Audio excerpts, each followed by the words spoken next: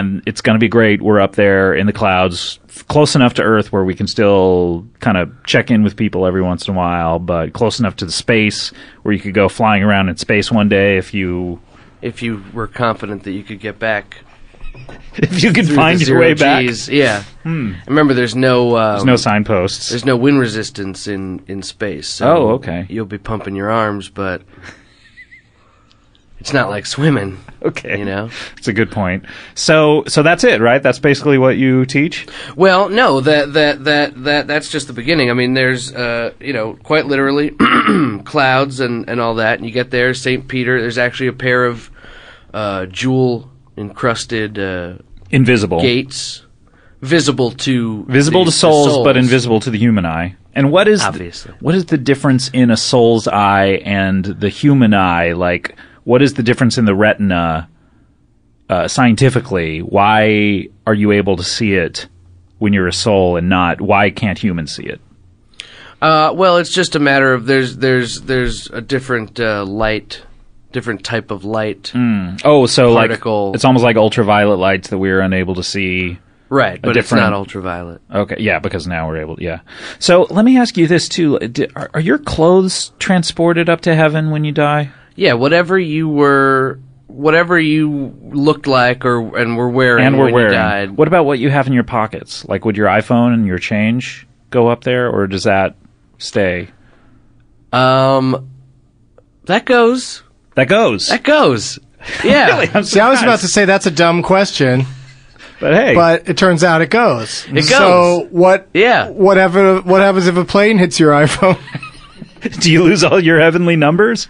Are you able to enter numbers into your heavenly iPhone, like numbers of other angels and souls? Like St. Peter, okay, you want to go play heaven football with him one day, and a plane goes through, and your iPhone falls out of your soul pocket and falls back down to Earth. Right. Because iPhones are heavier than the souls probably, so they fall through the clouds easier if you don't keep them in your pocket, right? I guess. Okay, so are you able to go back down to Earth and retrieve your heaven iPhone? No. Okay. It's like when you lose it on a roller coaster, they won't let you go out there and try to, find it. Oh, right. Yeah. It's lost forever. So hang on to your items when you're in heaven. Okay. So let me ask you this now. But you can't communicate with telepathy. I mean, everybody can communicate. So we don't need our iPhone. We don't need to walk around Earth with iPhones. But you do take it with you. Because whatever you have in your I mean, you're fixated on... So you don't care if you drop your iPhones. Not everybody has an iPhone, obviously. Okay, but whatever kind of phone I have, I'll have it when I die. So it's going with me to heaven. Are you able to play apps up there in heaven? Like, whatever apps you Angry had, Birds? I like to play Crank every day. I don't think you could download new apps.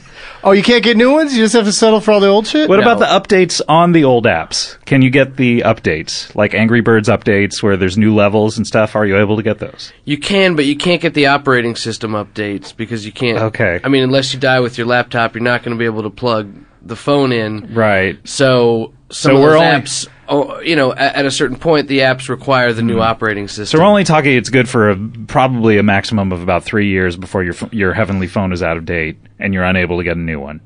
Right. Okay, but are you able to do apps through telepathy the same way that you're able to communicate? No, I don't think so. Okay, good. So moving on, what are ghosts? Ghosts? Yeah, what are ghosts? When we down here on Earth see ghosts, what exactly are those? Great question. I'm just saying that to myself because I thought that was a great question. Nailed it. Ghosts are the dreams of the souls. Oh. When they go to sleep every night.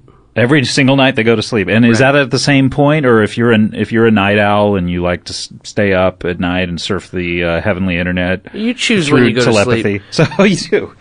But a heaven day is about 3 Earth days. Okay, so you're up for about 72 hours, it sounds like. And then how long do you go to sleep for? You can take naps, though. Okay, that's good. How long do you go to sleep?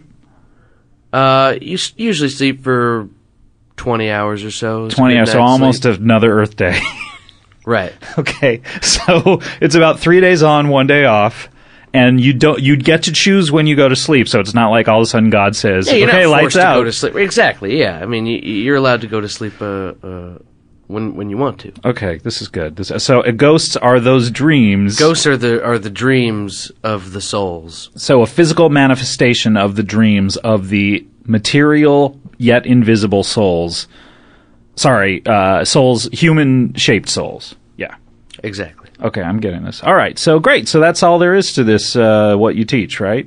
Well, no, actually, the main crux of what we teach is the activities that you engage in when you're in heaven. In the 3 days in which you're awake. 3 Earth days.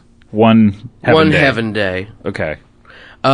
Yes, in your waking hours, whatever those may be, you know, you're going to be pumping puss from morning till night. You're going to be pumping puss.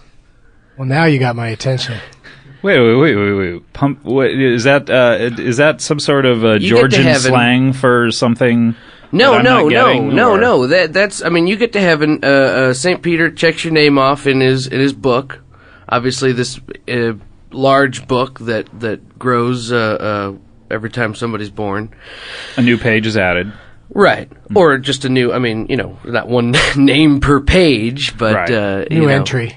Is it like a magazine where you need to add 4 pages due to its construction? You can't just add 1 page to a magazine. You need to add a whole 4 pages. That sounds right to me.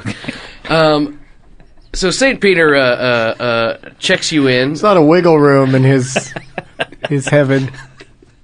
Well, it's good to talk these things out. Yeah, sure. I mean, that's what philosophy is, right? And theology. Right, but we're talking about literal. We're talking about this is real. Literal. Okay.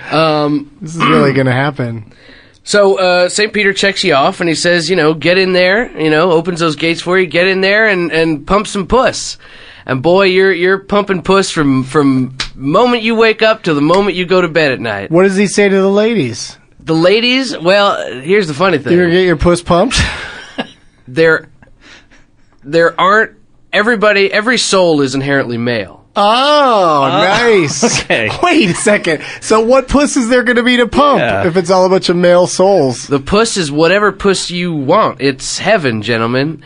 So whatever kind of puss you want to conjure to pump, you can manifest like if you want any type of puss. If you want a cock puss? Well, I don't know about I'm that. sorry about swearing in front of you. That was inappropriate. Yeah. Please, let's get back to the puss discussion without any further swearing. Souls are let me clarify. Souls are inherently male.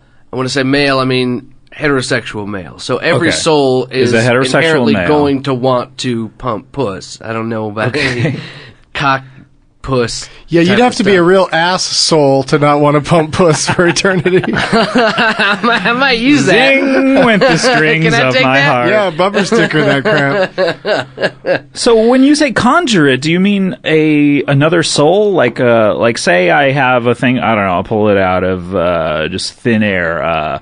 Mayim Bialik Blossom. Bialik? Mayim Bialik. Yeah. Oh, yeah. He really knows his pop culture. So say I have a Mayim Bialik Jenna Von Oy threesome if you wanted. Really? Jenna Von Oy. Are they transported from Earth if they're still alive up to heaven and they don't remember it, and then you pump their puss and then they're transported back at the moment that they left it and they have no memory of it, but a little part of their soul is dead? Or because that's what I would like when I'm up there. If you're talking about real existing people, then yes, that is what happens. Okay, good. For everything else, I liken it to the holodeck on the Enterprise, which is to say, it's not a literal tactile hologram, but, it's a manifestation of whatever you want it to be. Don't you think, though, and I hate to poke a hole in your balloon here, but don't you think... I always figured that spending time on that holodeck, even though technically it's real... or it feels real, it's really just a trick of the mind, and that's disappointing for someone. Don't you think it would get to be disappointing if, you're pumping all that puss up in heaven, and then, but in your mind that it's not real puss? I'd rather But it is real puss. I'd rather pump some real puss. It's God giving you these manifestations. It's not the real and look, listen up Amelia now. Earhart. I never said strictly human puss. Oh. It can be any kind of puss you want it to be. Mars cat puss? Mars cat puss.